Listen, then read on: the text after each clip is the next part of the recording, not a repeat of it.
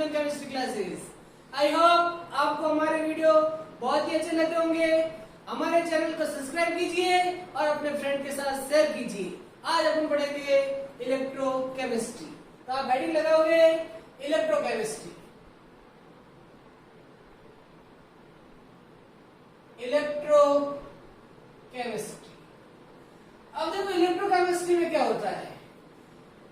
अब इलेक्ट्रोकेमिस्ट्री में क्या है कि the branch of physical chemistry in which we deal with the relationship between chemical energy and electrical energy and how can be convert into each other is called electrochemistry. अपन क्या कह रहे हैं कि केमिकल एनर्जी और electrical energy में relation क्या है। केमिकल एनर्जी और इलेक्ट्रिकल एनर्जी में रिलेशन क्या है और केमिकल एनर्जी इलेक्ट्रिकल एनर्जी में कैसे कन्वर्ट होती है उसकी अपन स्टडी करते हैं। उस ब्रांच को अपन बोलते हैं इलेक्ट्रोकेमिस्ट्री। आप क्या कहोगे? The branch of physical chemistry in which we deal with the relationship between chemical energy and electrical energy and how can be convert into each other is called electrochemistry. अब जो chemical energy है वो electrical energy में convert हो रही है या जो आपकी इलेक्ट्रिकल एनर्जी है वो केमिकल एनर्जी में कन्वर्ट हो रही है और कन्वर्ट करने के लिए डिवाइस होती है। क्या होती है? कन्वर्ट करने के लिए डिवाइस होती है और उस डिवाइस को बोला जाता है सेल। उसको क्या बोला जाता है? उस डिवाइस को बोला जाता है सेल। आपके सेल दो टाइप के होता है। एक तो आपको होता है इलेक्ट्रोलाइटिक सेल और एक आपको होता है इलेक्ट्रोकेमिकल सेल। अब जो आपका इलेक्ट्रोलाइटिक सेल होता है, जो इलेक्ट्रोलाइटिक सेल है ना, वो इलेक्ट्रिकल एनर्जी को केमिकल एनर्जी में कन्वर्ट करता है। इलेक्ट्रोलाइटिक सेल इलेक्ट्रिकल एनर्जी को केमिकल एनर्जी में कन्वर्ट करता है और जो आपका इलेक्ट्रोकेमिकल सेल होता है वो आपके केमिकल एनर्जी को इलेक्ट्रिकल एनर्जी में कन्वर्ट करता। आई बात समझ में? तो पहले आप डेफिनेशन लिखोगे। क्या लिखोगे definition? The branch of physical chemistry in which we deal with relationship between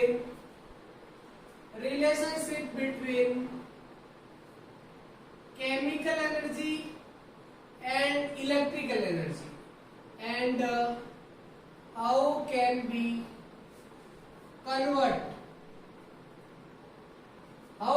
convert into each other is called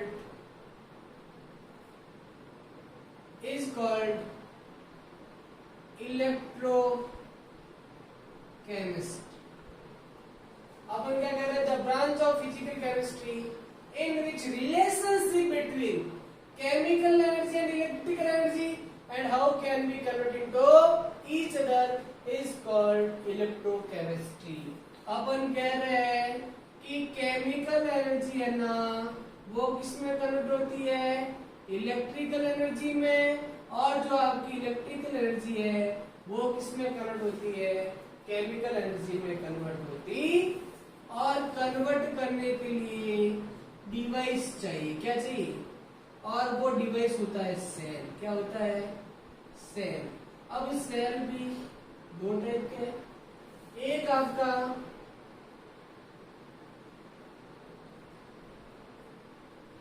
आपका इलेक्ट्रोलाइटिक सेल, एक आपका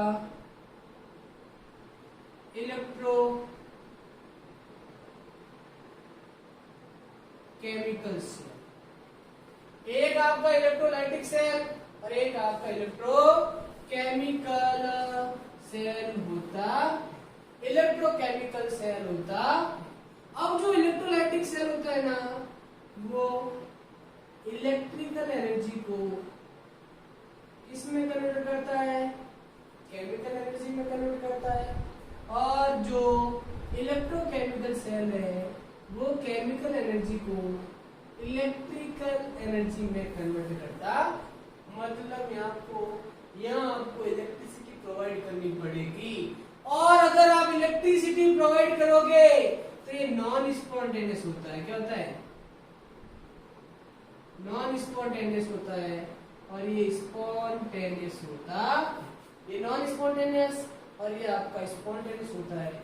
मतलब इसके लिए डेल जी जो होता है ना वो पॉजिटिव होता है, और इसके लिए डेल जी होता है ना वो नेगेटिव होता।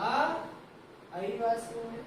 तो इलेक्ट्रिकल एनर्जी को केमिकल एनर्जी में कन्वर्ट करने के लिए डिवाइस है, डिवाइस में सेल, सेल भी दो टाइप के, इलेक्ट्रोलाइटिक सेल और इलेक्ट्रोकेमिकल सेल। इसको आप गैल्वेनिक सेल भी बोल सकते हो। क्या बोल सकते हो? Galvanic cell. और इलेक्ट्रोलाइटिक सेल क्या करेगा? इलेक्ट्रिकल एनर्जी को किसमें कन्वर्ट करेगा? केमिकल एनर्जी में कन्वर्ट करेगा, और ये केमिकल एनर्जी को इलेक्ट्रिकल एनर्जी में कन्वर्ट करेगा। यहाँ पर आपको इलेक्ट्रिसिटी पास करनी पड़ेगी। क्या करनी पड़ेगी? इलेक्ट्रिसिटी पास करनी पड़ेगी। ये नॉन स्पॉन्टेनियस हो गया, और इसके लिए डेल जी पॉजिटिव, और इसके लिए क्या होता है? इसके लिए डेल जी नेगेटिव होता है, स्पॉन्टेनियस होता है। आई बात समझ में? अब मैं आपको एक नॉर्मल इलेक्ट्रोलाइटिक सेल बता रहा हूँ कि नॉर्मल इलेक्ट्रोलाइटिक सेल किस टाइप से होता है। एक नॉर्मल इलेक्ट्रोलाइटिक सेल होता है ना, एक नॉर्मल इलेक्ट्रोलाइटिक सेल के अंदर, एक नॉर्मल इलेक्ट्रोलाइटिक सेल के अंदर एक आपका होगा एनोड और एक आपका होगा कैथोड। ये आपका एनोड है और ये आपका क्या है? कैथोड है। और एनोड जो होता है ना, एनोड आपका होता है पॉजिटिव और कैथोड आपका होता है नेगेटिव होता है। क्या होता है? नेगेटिव। और इसमें इलेक्ट्रोलाइट फील कर लिया जाता है। कोई भी इलेक्ट्रोलाइट जैसे कॉपर सल्फेट, जिंक सल्फेट, कोई भी इलेक्ट्रोलाइटिक हो सकता है, कोई भी इलेक्ट्रोलाइट हो सकता है। इधर आपका ऑक्सीडेशन होगा और इधर आपका रिडक्शन होगा। इसका मतलब ये हो गया कि यहाँ पर अमाउंट डिपॉजिट होगा। यहाँ पर क्या होगा? डिपॉजिट। और ये डिसॉल्व होता है। ये क्या होता है? ये डिसॉल्व होगा और यहाँ पर आपका अमाउंट डिपॉजिट होता है। ये सिंपल इलेक्ट्रोलाइसिस का प्रोसेस है। आप इलेक्ट्रिसिटी पास करोगे तो या तो अमाउंट या सब्सटेंस डिपॉजिट होगा या सब्सटेंस डिपॉजिट होगा और ये डिसॉल्व होगा। ये एनोड, ये कैथोड। आई बात में यहाँ ऑक्सीडेशन और यहाँ रिडक्शन होता है। ये सिंपल इलेक्ट्रोलाइसिस हो रहा है। क्या हो रहा है? अब इलेक्ट्रोलाइसिस को अपन एक्सप्लेन करने के लिए अपन दो रूल या दो लॉ पढ़ेंगे। फैराडेज लॉ की अपन बात करेंगे, तो आप इसको नोट कर लीजिए, इसका स्क्रीनशॉट ले लीजिए और नेक्स्ट स्टडी लगाइए फैराडेज लॉ। चलो ये आपको समझ में आ गया होगा किस टाइप से अपने सेल है। तो सबसे पहले मैं आपको बता रहा हूँ फैराडेज लॉ। तो आप हेडिंग लगाओगे फैराडे और फैराडे लॉ में मैं फर्स्ट लॉ की पहले बात कर रहा हूं। कौन सा लॉ? फैराडे फर्स्ट लॉ की मैं बात कर रहा। अब देखो फैराडे फर्स्ट लॉ के अंदर क्या होता है। फैराडे फर्स्ट लॉ के अंदर क्या होता है तो आप देखना, according to first law Faraday, according to first law of Faraday, the amount of substance deposit at any electrode, the amount of substance deposit at any electrode is directly proportional to quantity of electricity passed through the solution। मतलब जो electrode पर जो amount deposit हो रहा है ना, electrode पर जो अमाउंट डिपॉजिट हो रहा है वो किसके प्रोपोर्शनल होगा? वो आप जो इलेक्ट्रिसिटी पास करोगे ना उसके प्रोपोर्शनल होता है। according to first law of Faraday, the amount of substance deposit at any electrode is directly proportional to quantity of electricity passed through the solution. तो अपन क्या कहेंगे? According to first law of Faraday, the amount of substance deposit at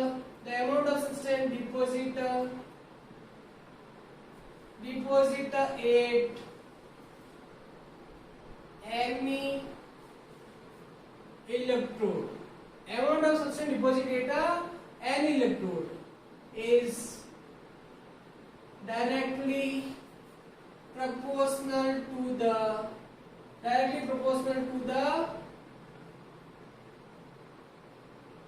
quantity of electricity passed through the solution. अपन क्या कह रहे हैं? According to first law of Faraday, the amount of substance deposit at any electrode is directly proportional to quantity of electricity passed through the solution. Suppose आपका एक beaker है और उस beaker के अंदर मैं क्यू इलेक्ट्रिसिटी पास कर रहा हूँ. कितनी इलेक्ट्रिसिटी? और मैंने उस सेल के अंदर, और जैसे सेल में मैं क्यू इलेक्ट्रिसिटी पास की. कितनी इलेक्ट्रिसिटी पास की? क्यू इलेक्ट्रिसिटी पास की. जो मैंने क्यू इलेक्ट्रिसिटी पास की और इलेक्ट्रोड पर जो डिपॉजिट सब्सटेंस है वो आपका W है. मैं क्या कह रहा हूँ कि इलेक्ट्रोड पर जो सब्सटेंस डिपॉजिट हुआ वो कितना है? W. और मैं क्यू इलेक्ट्रिसिटी पास कर रहा हूँ. कितनी? Q. तो आप क्या दोगे? Q प्रोपोर्शनल टू क्या? W प्रोपोर्शनल टू क्या आ जाएगा? Q या Q प्रोपोर्शनल टू W. तो आप क्या दोगे? W proportional to Q. और we know that Q is equal to the IT. I आपका इलेक्ट्रिसिटी इन एम्पियर और T टाइम इन सेकेंड. तो आप क्या दोगे? W प्रोपोर्शनल टू क्या आ जाएगा? IT. W प्रोपोर्शनल क्या आ जाएगा? IT. और जैसे ही प्रोपोर्शनलिटी का साइन रिमूव करोगे Z, तो ZIT. और Z आपका होता है इलेक्ट्रोकेमिकल इक्विवेलेंट. सपोज मैं कहूं I is equal to 1 ampere, T is equal to 1 second, तो W is equal to Z. That means आप 1 एम्पियर की इलेक्ट्रिसिटी 1 सेकंड तक पास करो. कितने एम्पियर की? 1 एम्पियर की इलेक्ट्रिसिटी 1 सेकंड तक अगर आप पास करोगे तो जो इलेक्ट्रोड पर सब्सटेंस डिपॉजिट होगा, वो इलेक्ट्रोकेमिकल इक्विवेलेंट के इक्वल होगा. सही बात है. एक 1 ampere electricity passed through the solution in 1 second. The amount of substance deposited electrode is equal to electrochemical equivalent. आई बात समझ? किसके इक्वल होता है? इलेक्ट्रोकेमिकल इक्विवेलेंट होता. और इसके अलावा एक फॉर्मूला और होता है M/N IT/F. ये होता है. M आपका होता है मॉलिक्यूलर वेट, I आपका इलेक्ट्रिसिटी एम्पियर, T आपका टाइम इन सेकेंड, F आपका 9650 कूलम, N आपका है number of electron involve in a cell reaction. आई बात समझ में? तो मैं क्या कह रहा हूं? According to first law of Faraday, the amount of substance deposit at any electrode is directly proportional to quantity of electricity passed through the solution. W proportional to क्या हो गया? Q is equal to IT, तो W proportional to IT और proportionality का sign करोगे Z आएगा, तो W is equal to ZIT, Z आपका electrochemical equivalent, I is equal to 1 ampere, T is equal to 1 second, तो W is equal to Z और आपको ये फॉर्मूला हमेशा याद रखना है और इस पर न्यूमेरिकल क्वेश्चन भी आपके बोर्ड एग्जाम में पूछे गए, इसको भी अपन सॉल्व करेंगे, लेकिन इससे पहले अपन इलेक्ट्रोलाइसिस को पढ़ेंगे, फिर इसके बाद न्यूमेरिकल सॉल्व करेंगे। चलो ये आप नोट कर लीजिए, इसका स्क्रीनशॉट ले लीजिए और न्यूमेरिकल करने से पहले अपन सेकंड लॉ भी पढ़ लेते हैं, फिर फर्स्ट लॉ और सेकंड लॉ के न्यूमेरिकल अपन एक साथ करेंगे, जो इम्पोर्टेंट है, एग्जाम में पूछे जाते हैं। तो आप हेडिंग लगाओगे Faraday second law. Second law की बात करते हैं। देखो सेकंड लॉ क्या होता है। सेकंड लॉ, अब according to second law of Faraday, according to second law of Faraday, if same quantity of electricity pass through different electrolyte, if same quantity when same quantity of electricity pass through different electrolyte, the amount of substance deposit at any electrode is equal to their equivalent weight।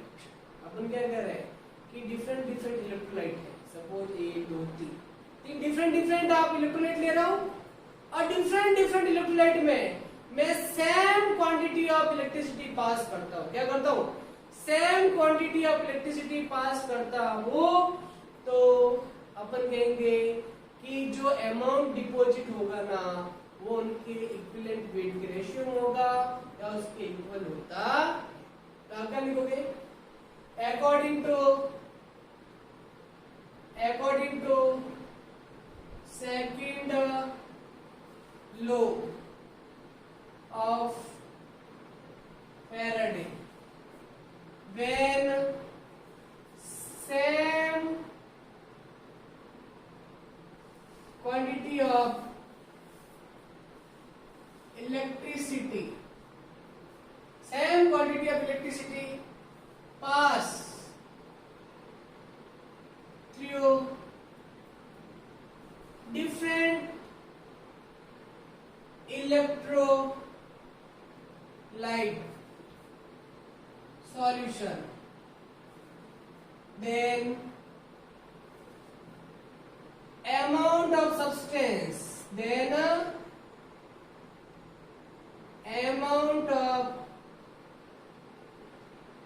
substance deposit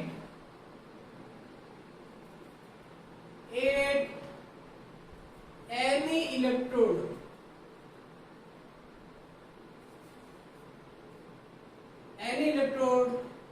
is equal to their equivalent weight।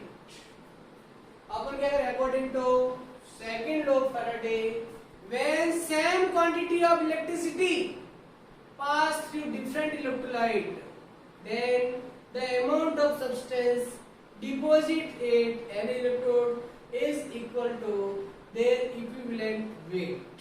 अब देखो कैसे, ये भी मैं आपको समझा देता हूँ।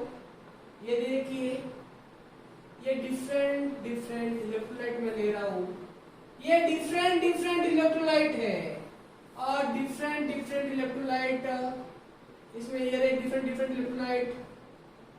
एक आपका कॉपर सल्फेट, एक आपका AgNO3 सॉल्यूशन, एक आपका H2SO4।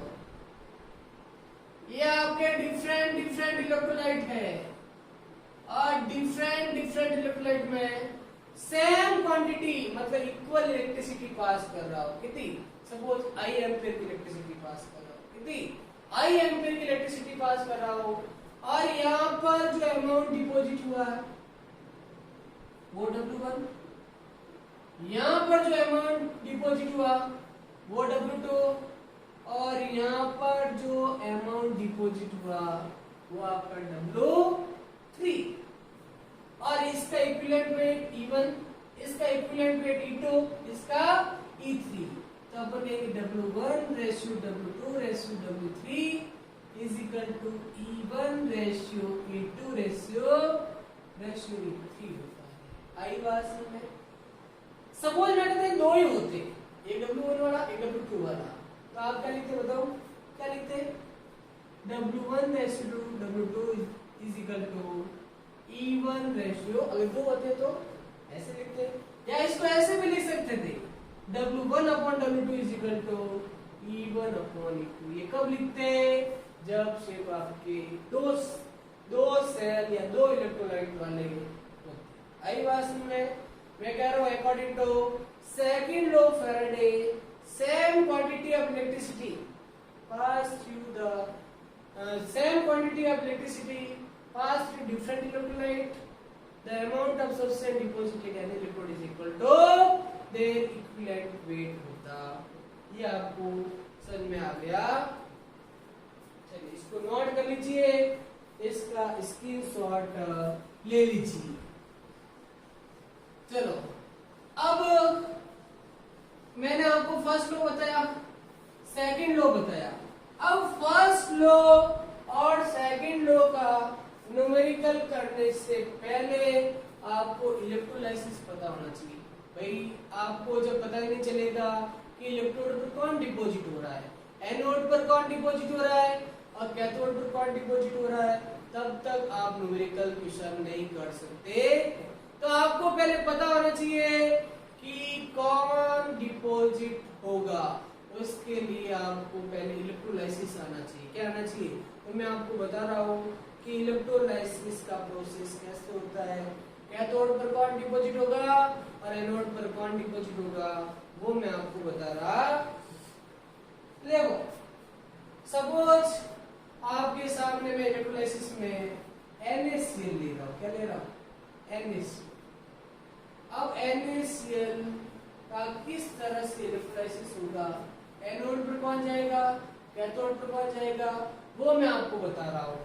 अब मैं कह रहा हूं एक आपका एनोड है, एक आपका कैथोड है।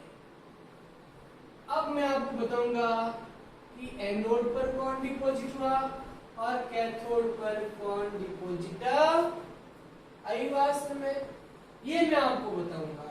अब पहले तो मुझे ये बता दीजिए कि जो आपको एनोड दिख रहा है, अब ऐसे मैंने आपको पहले सिंपल नॉर्मल इलेक्ट्रोड भी नॉर्मल सेल भी होता था, इलेक्ट्रोलाइटिक सेल, और मैंने कहा था सेल मैंने वैसा हो जाता है, उससे आप एनोड और कैथोड पर चार्ज बता सकते हो। और मैंने आपको बताया था एनोड या आपका कैथोड, और मैंने कहा था बताइए एनोड पर कौन सा चार्ज था, एनोड पर आपका पॉजिटिव और कैथोड पर आपका नेगेटिव था। बताइए, ये तो मैंने आपको बताया था ना। और मैंने कहा था एनोड पर आपका ऑक्सीडेशन हो रहा था। ऑक्सीडेशन का मीनिंग क्या हो गया कि वहां से इलेक्ट्रॉन क्या होंगे, रिमूव होंगे। और मैंने कहा था कैथोड पर रिडक्शन होता है। ये मैंने आपको बताया था, रिडक्शन का मीनिंग है कि इलेक्ट्रॉन गेन करेगा। ये मैंने आपको बताया था। इसका मतलब ये हो गया एनोड पॉजिटिव और कैथोड नेगेटिव है। अब मुझे ये बता दीजिए कि अगर एनोड पॉजिटिव है तो कौन सा आयन जाएगा, या बताओ। यह जाएगा नेगेटिव। कौन जाएगा? नेगेटिव जाएगा। और यहाँ कौन सा आयन जाएगा? Positive ion. तो मैं ऐसे कह सकता हूँ यहाँ नेगेटिव आयन डिपॉजिट होगा और यहाँ पर आपका पॉजिटिव आयन डिपॉजिट होगा। तो मुझे बता दिया NaCl ये मोल्टन है। कैसा है? सिर्फ NaCl है, मोल्टन। तो NaCl में तो Na प्लस, एक आपका Cl माइनस।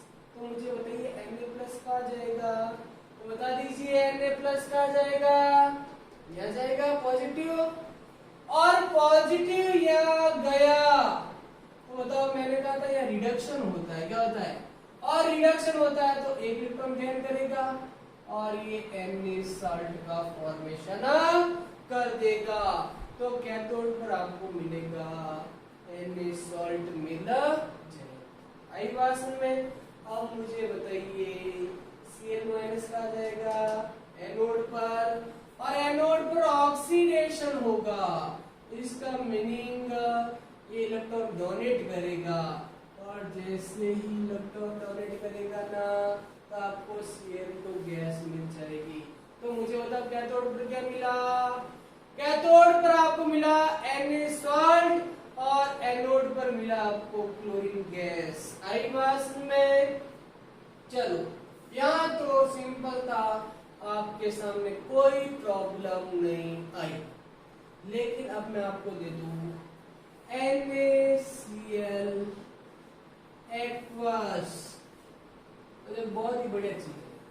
अगर NaCl मोल्टन होगा और एक आपको दे NaCl एक्वस, तो दोनों में कैथोड और एनोड पर डिफरेंट डिफरेंट प्रोडक्ट मिलेंगे।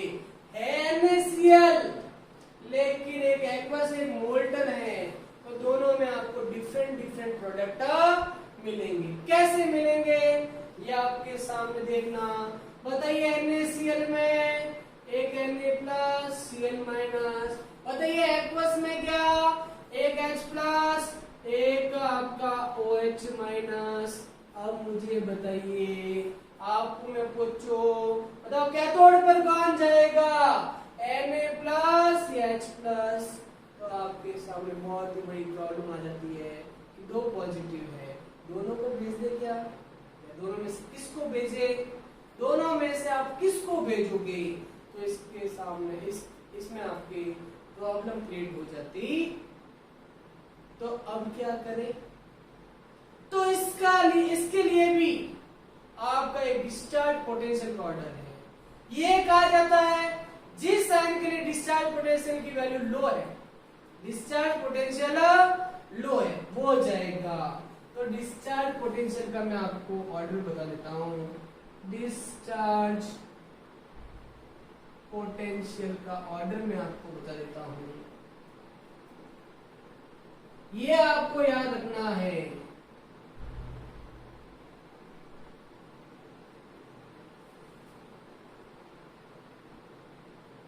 ये ऑर्डर कन्या से नकार मांगो, अल्लाह सब जानता है, क्यों आज आए। क्या कह रहा हूं, कन्या से नकार मांगो, अल्लाह सब जानता है, क्यों आज आई। बात में ये कैटायन के लिए, किसके लिए, फॉर कैटायन। एनायन की बात करो तो उसका ऑर्डर आपको पता होना चाहिए, ये ऑर्डर होता है,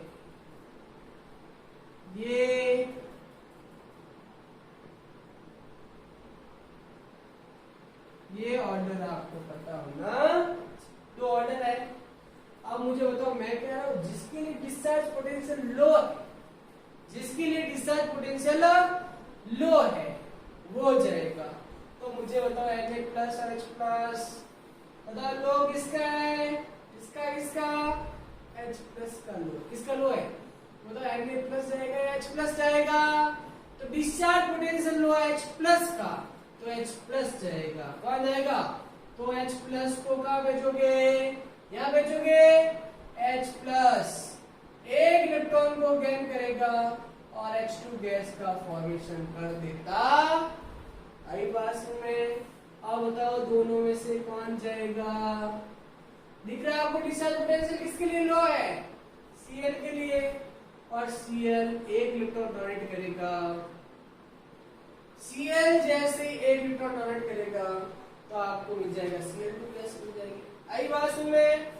अगर मैं आपसे पूछूं कॉपर सल्फेट एक्वस, बताओ सॉल्व कर सकते हो क्या आप? प्रोडक्ट बता सकते हो? कैसे बताओगे? बताओ कॉपर सल्फेट हाइपोक्साइड तो Cu+2 एक H2 एक H प्लस एक OH माइनस। आई बात में?